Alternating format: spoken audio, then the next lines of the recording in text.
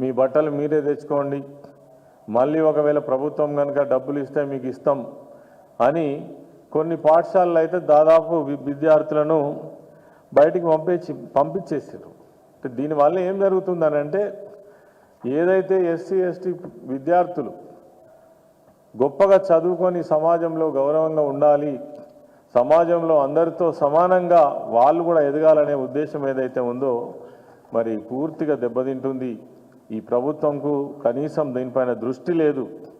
మరి ఇప్పటికైనా బిల్లులు చెల్లించి ఈ వ్యవస్థను కాపాడరా లేదంటే ప్రభుత్వమే దీన్ని హ్యాండ్ ఓవర్ చేసుకొని ఈ బెస్ట్ అవైలబుల్ స్కూల్ నిర్వహణ చేస్తుందా? ఒకరు కాదు, ఇద్దరు కాదు, 26,000 మంది విద్యార్థుల యొక్క భవిష్యత్తు ఇది ఈరోజు ప్రశ్నార్థకంగా మారింది, చాలా దారుణంగా మారింది. తక్షణమే దీనిపైన ప్రభుత్వం దృష్టి సాధించి మరి వీళ్ళ బిల్లులు రిలీజ్ చేసి ఆ పిల్లలకు రక్షణ కల్పించి వాళ్ళ భవిష్యత్తును కాపాడాలని కోరుతా ఉన్నాం. అదేవిధంగా గురుకుల పాఠశాలల పరిస్థితి చూసినట్టయితే చాలా దారుణంగా ఉంది. ఇలా ఎస్సీ గురుకులాలలో దారుణంగా అడ్మిషన్స్ పడిపోయినాయి. ప్రభుత్వం వదికు చెప్తున్నది మొత్తం సీట్లన్నీ నింపినాం, చాలా బాగున్నదని, కానీ ఎక్కడ కూడా మరి ఆ పరిస్థితి కనబడతలేదు. వీళ్ళది ప్రభుత్వం కానీ ఈ శాఖలో పనిచేస్తున్నటువంటి ఉన్నతాధికారులు తీసుకున్నటువంటి అనాలోచిత నిర్ణయాల వల్ల మరి ఈరోజు గురుకుల పాఠశాలలు కావచ్చు, సిఈఓలు కావచ్చు, నిర్వీర్యమయ్యేటువంటి పరిస్థితి కనబడుతూ ఉంది. ఈరోజు ఈ సిఈఓలు ఏవైతే ఉన్నాయో పోటీ పరీక్షలు నిర్వహించేటువంటి సెంటర్ ఫర్ ఎక్సలెన్స్ అనేటువంటి ఒక సిస్టమ్ను తెలంగాణ రాష్ట్రంలో తీసుకువచ్చి ఎస్సీ ఎస్టీ మరి బీసీ అన్ని వర్గాల పిల్లలకు కూడా ఒక గొప్ప అవకాశాన్ని కల్పించాలనేటువంటి మంచి ప్రయత్నం ఏదైతే ఉందో 20 నెలల్లో దీన్ని నాశనం చేసినట్టుగా మనం భావించవచ్చు. మొత్తంగా 238 గురుకుల పాఠశాలలు ఉంటే దీంట్లో మొత్తం అన్ని గ్రూపులు కలిపి ఎంపీసీ కావచ్చు, బైపీసీ కావచ్చు, సిఈసీ కావచ్చు, ఎంఈసీ కావచ్చు 19,490 సీట్లు ఉన్నాయి. మరి ఇక వీటి అడ్మిషన్స్ పరిస్థితి చూసినట్టయితే చాలా దారుణం. గత ఏప్రిల్ మాసం నుంచి ఈ అప్లికేషన్ తీసుకోవడం కోసం మరి ప్రభుత్వం ప్రయత్నం చేస్తూ ఉంది. అయినా ఇప్పటి వరకు సీట్లు పూర్తిగా నిండకపోవడం చాలా దారుణం. మరి 4వ విడత చూసినట్టయితే ఒక 2,800 సీట్లు, 5వసారి వీళ్ళు ప్రకటించినటువంటి జాబితా చూసినట్టయితే ఒక 12,000 సీట్లు. అంటే దాదాపుగా ఎక్కడ కూడా ఈ సిఈఓలలో పూర్తి స్థాయిలో అడ్మిషన్లు నిండనటువంటి పరిస్థితి మాత్రం కనబడతా ఉంది. అయినా ఈ గురుకులాల పరిస్థితి చూసినట్టయితే అడ్మిషన్లు తీసుకోవడానికి ముందుకు రాకపోవడానికి కారణం ఏంటి? గతంలో ఉన్నటువంటి ప్రభుత్వం అన్ని విధాల బడ్జెట్స్ కావచ్చు, సౌకర్యాలు కావచ్చు, వాళ్ళ విద్యా వ్యవస్థ కావచ్చు, వాళ్ళకి అన్ని రకాల క్రమశిక్షణతో కూడినటువంటి ఒక గొప్ప అడ్మినిస్ట్రేషన్ అందించి మరి ఈ సిఓలను నిర్వహించడం జరిగింది. అంతెందుకు అత్యంత ప్రతిష్టాపకంగా భావించేటువంటి గౌలిదొడ్డిలో కూడా ఇంకా పూర్తిగా సీట్లు నిండకపోవడం అనేటువంటిది చాలా దారుణం. అంటే ఇక గౌలిదొడ్డిలో కూడా సీట్లు నిండకపోవడం అంటే అందులో ఎంతో పోటీ ఉండేది. గౌలిదొడ్డిలో సీటు దొరికితే చాలు మా బాబు కానీ పాప కానీ చాలా గొప్ప జీవితంలో ఉంటాడని ఆశించినటువంటి వాళ్ళు ఇలా గౌలిదొడ్డిలో కూడా సీటు దొరకనటువంటి పరిస్థితి కనబడతా ఉంది. అదేవిధంగా సేక్పేట్ కానీ నర్సింగ్లో కానీ స్పోర్ట్స్ కమ్ సిఈఓలలో మొత్తం 160 సీట్లు ఉంటే 109 సీట్లు మాత్రమే ఇప్పటివరకు నిండినాయి. సైనిక్ స్కూళ్ళల్లో సీట్లు ఇప్పటివరకు నిండలే. ఎంత దారుణంగా ఉన్నదని అంటే ఇలా రుక్మాపూర్ సైనిక్ స్కూల్లో 120 సీట్లు ఉంటే 104 సీట్లు మాత్రమే నిండినాయి. అంటే దాని మీద ఎంత పోటీ ఉండేదంటే అసలు అందులో సీటు దొరకాలంటే చాలా కష్టంగా ఉండే. అయినా ఈరోజు రుక్మాపూర్ లాంటి రెసిడెన్షియల్ స్కూల్ సైనిక్ స్కూల్లో కూడా మరి సీట్లు నిండనటువంటి పరిస్థితి కనబడతా ఉంది. జగద్గిరిగుట్టలో ఒక సైనిక్ స్కూల్ ఉంది. అక్కడ కొత్తగా ఏర్పాటు చేసినటువంటి టూరిజం తర్వాత హాస్పిటాలిటీ ఆఫీస్ అసిస్టెన్స్ కోర్సు పెడితే అందులో 80 సీట్లు ఉంటే ఇప్పటి వరకు ఒక్క సీటు కూడా నిండలే. అదేవిధంగా నాన్ సిఇఓలు అంటే మన రెసిడెన్షియల్ స్కూల్ పరిస్థితి చూసినట్టయితే చాలా దారుణంగా ఉంది. 25% నుంచి 50% వరకు మాత్రమే ఇప్పటి వరకు సీట్లు నిండినాయి. ఇంకా 50% సీట్లు నిండాల్సి ఉంది. ఇది ఇలా గురుకులాలలో ఉన్నటువంటి పరిస్థితి.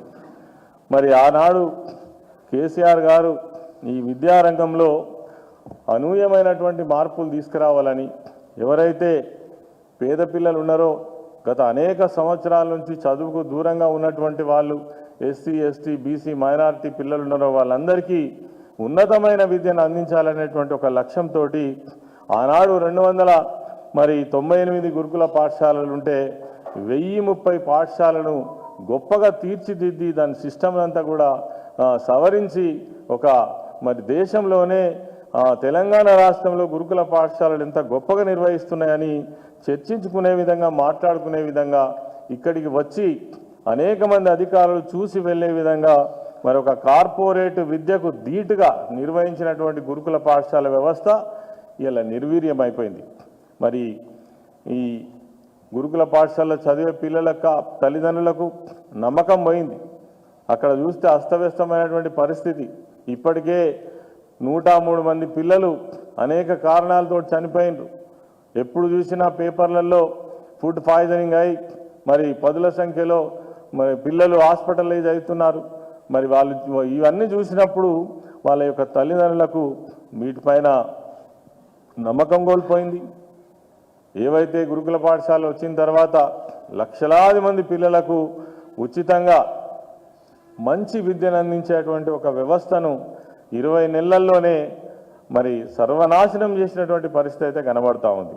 ఆనాడు డబ్బుల కోసం ఆలోచించలే, నిజంగా లక్షలు వెచ్చించలేనటువంటి పిల్లలకు ఒక అండదండను అందించాలనే ఉద్దేశంతో ఒక్కొక్క విద్యార్థి పైన మరి 1,20,000 రూపాయలు ఖర్చు పెట్టి ఈ గురుకుల వ్యవస్థ నిర్వహించినటువంటి విషయం మనకు తెలుసు.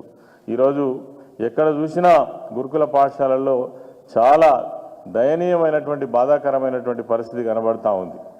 అదేవిధంగా మరి ఇప్పుడు ఉన్నటువంటి గురుకుల పాఠశాలను నిజంగానే ఈ ప్రభుత్వానికి ఏమాత్రం చిత్తశుద్ధి ఉన్నా ఎస్సీల పట్ల, ఎస్టీల పట్ల, అదేవిధంగా బీసీల పట్ల, మైనారిటీల పట్ల ఏమాత్రం చిత్తశుద్ధి ఉన్నా ఈ వ్యవస్థను అంటే ఇది ఒక మానవీయ కోణంలో చూసి దీన్ని ఇట్లనే కంటిన్యూ చేయవలసి ఉండే, కానీ దీన్ని అస్తవ్యస్తం చేయడంతో పాటు మళ్ళీ దీనిలో అనేకమైనటువంటి మార్పులు తీసుకురావడం కోసం ఒక కార్పొరేట్ వ్యవస్థను జొప్పించడం కోసం ప్రయత్నం చేస్తున్నట్టుగా మొన్న 8వ తారీఖు ఇచ్చినటువంటి ఏదైతే 17 జీవో నెంబర్ 17 ఏదైతే ఉన్నదో మరి ఇది మన కళ్ళకు కట్టినట్టుగా కనబడతా ఉంది.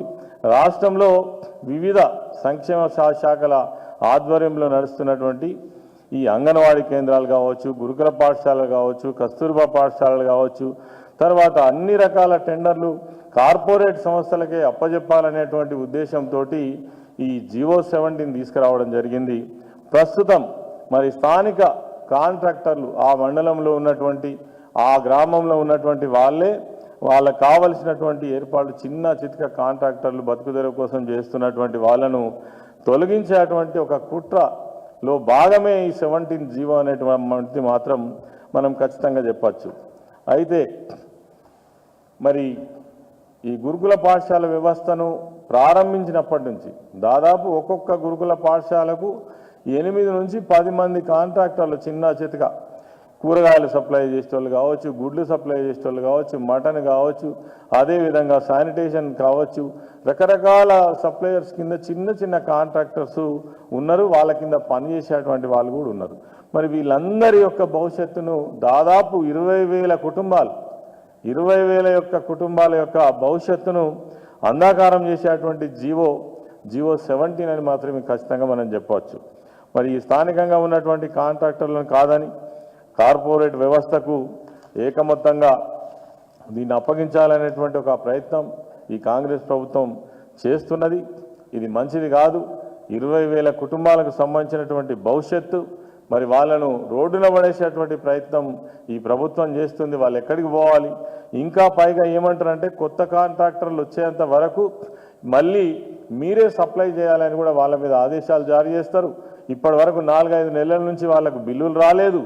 తర్వాత మరి వాళ్ళని తొలగించేటువంటి ప్రయత్నము ఇలా జరుగుతూ ఉన్నది. ఇప్పటికే టెండర్ ప్రాసెస్ అంతా కూడా పూర్తి చేసే ప్రయత్నం చేస్తున్నారు. జీవో 17 ఏం చెప్తున్నది, మొత్తం మండలానికే ఒక కాంట్రాక్టర్ను నియమించే ప్రయత్నం చేస్తూ ఉన్నారు. మండలానికి ఒక కాంట్రాక్టర్ అంటే బడా కాంట్రాక్టర్లు వచ్చి ఈ చిన్న వాళ్ళ యొక్క భవిష్యత్తును మరి నాశనం చేసేటువంటి ఒక ప్రయత్నం జరుగుతూ ఉంది.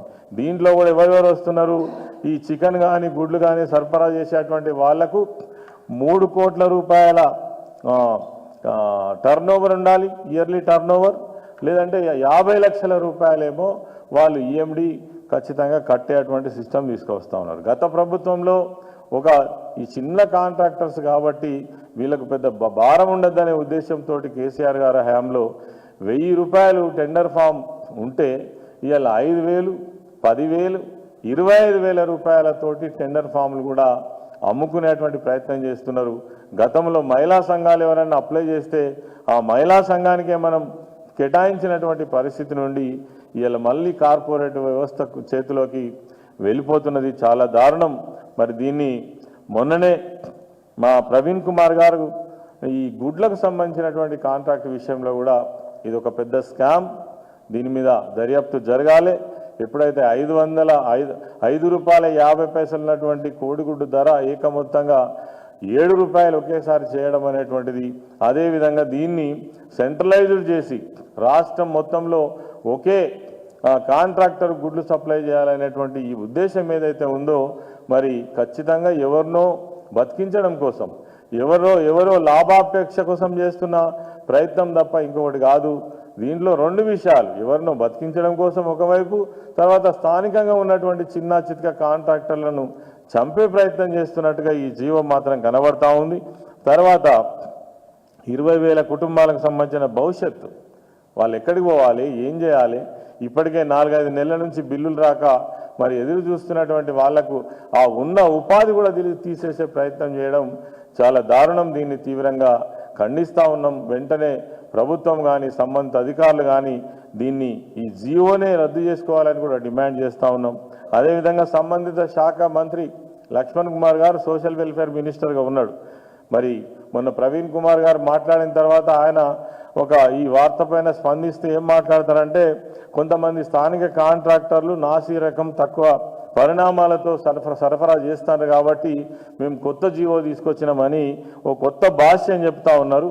మరి ఇది చాలా దారుణం. ఎందుకంటే తెలంగాణ ప్రభుత్వంలో దాదాపు 10 సంవత్సరాల పాటు ఎప్పుడు ఎక్కడ ఏ రకమైనటువంటి చిన్న డిస్టర్బెన్స్ లేకుండా, ఒక్క విద్యార్థి మరణం లేకుండా, ఎక్కడ కూడా ఫుడ్కు సంబంధించినటువంటి కంప్లైంట్ లేకుండా వాళ్ళకి అన్ని రకాల దుస్తులు కానీ, పుస్తకాలు కానీ, ఉన్నతమైనటువంటి విద్య కానీ అన్నీ అందించినటువంటి వ్యవస్థను మీకు చేతగాక చేయరాక 20 నెలల్లో దీన్ని అంతా కూడా సర్వనాశనం చేసి ఇలా మళ్ళా కొత్త జీవో తీసుకొచ్చి ఒక కొత్త నాటకం ఆడుతున్నారు.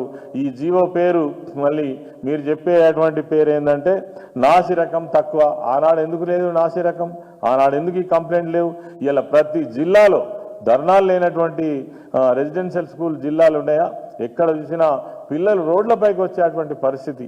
10 సంవత్సరాలలో ఎక్కడ ఏ విద్యార్థి కూడా నోటి నుండి మాట ఎత్తకుండా అసలు రెసిడెన్షియల్ స్కూల్లో మాకు సీట్ వస్తే మా జీవితమే మారిపోతుంది, అంతకంటే అదృష్టం లేదనేటువంటి భావనతో ఉన్నటువంటి రెసిడెన్షియల్ వ్యవస్థనే సర్వనాశనం చేసిండ్రు. అందుకే ఒక్క రెసిడెన్షియల్ స్కూలే కాకుండా సిఓఈ సిస్టంలో కూడా ఎవరైతే పెద్ద కార్పొరేట్ సంస్థలలో విద్యా సంస్థలలో చదువుకోలేనటువంటి వాళ్లకు అవకాశం కల్పించి, అన్ని వసతులు కల్పించి, వాళ్ళకు ప్రోత్సాహకాలు ఇచ్చి విదేశీ విద్యకు ప్రోత్సాహం ఇచ్చినటువంటి ప్రభుత్వం గత ప్రభుత్వం.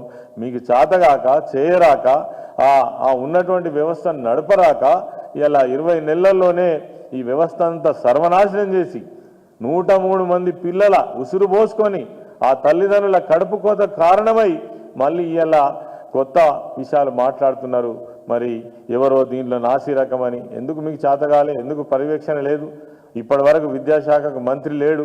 సోషల్ వెల్ఫేర్ మినిస్టర్గా మీరు వచ్చిన తర్వాత దీని మీద ఏ రకమైన చర్యలు తీసుకున్నారు?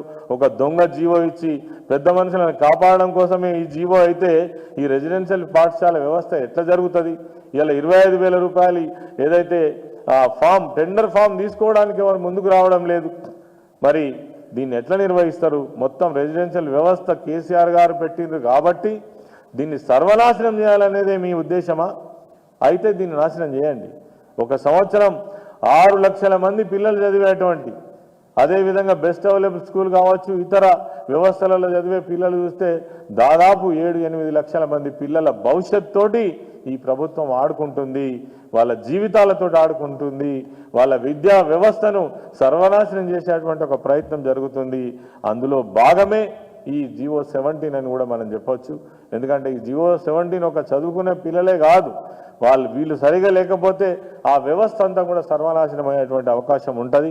కాబట్టి దీన్ని బీఆర్ఎస్ పార్టీకి మేము తీవ్రంగా ఖండిస్తున్నాం. తక్షణమే రెసిడెన్షియల్ వ్యవస్థను చక్కదిద్దాలి.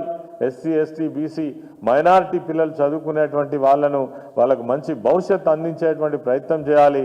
రాజకీయాలలో ఉన్నతంగా ఆలోచించేటువంటి ప్రయత్నం జరగాలి. కానీ ఒక వ్యవస్థలో కొంతమంది, అంటే ముఖ్యమంత్రిగా కేసీఆర్ గారు ఉన్నప్పుడు చేసినటువంటి దాన్ని సర్వనాశనం చేయడమే మా పని, దానికోసమే కంకణం కట్టుకున్నామని ఎవరైనా అనుకుంటే అంతకంటే మూర్ఖం ఇంకొకటి కాదు, అంతకంటే దుర్మార్గం ఇంకొకటి కాదు.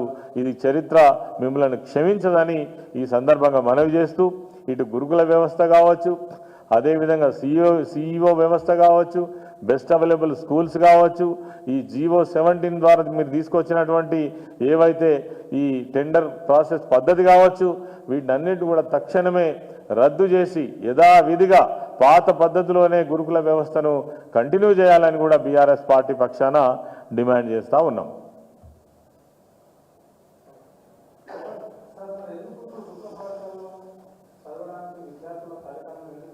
చెప్పినా కదా సార్ నేను ఇప్పుడు,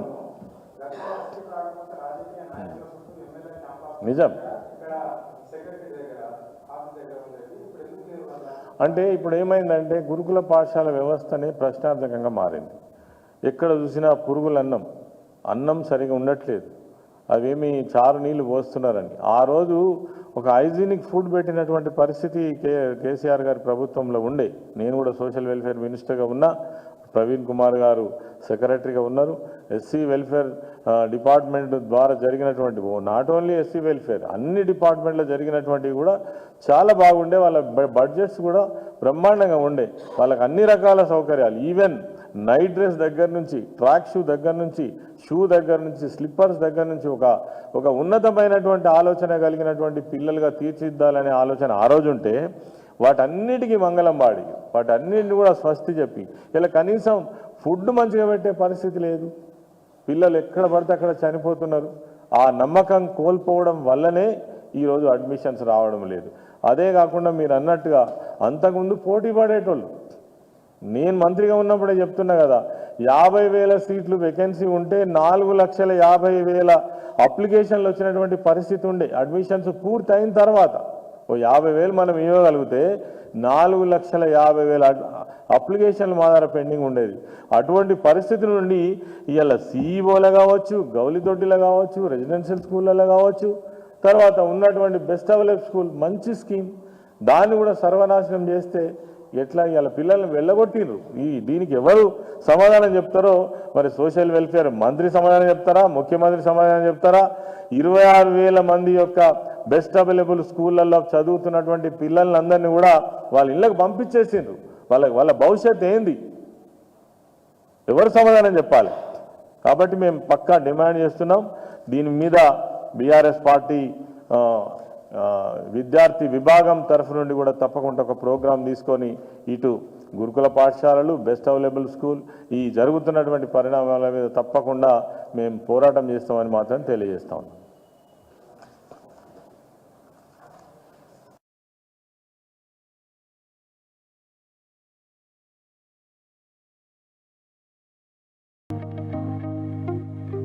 స్వచ్ఛంగా, సహజంగా పోషకాలు నిండిన ఎస్ఆర్కే డైరీ పాలు మరియు పాల పదార్థాలని ఎంచుకుందాం.